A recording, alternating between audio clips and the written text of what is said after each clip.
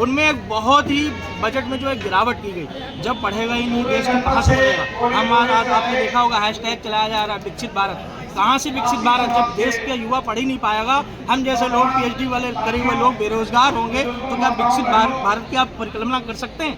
नहीं कर पाएंगे। दूसरी चीज़, विकसित भारत सिर्फ कागज पे कहने से नहीं बनेगा, उस पर जीडीपी देखनी पड़ेगी। और आप देखोगे पिछले जब से ये सरकार आई है 6 हम क्रॉस नहीं कर पाए जीडीपी। अगर जब तक जीडीपी 8 नहीं होगी तब तक विकसित भारत हम कह सकते हैं क्या?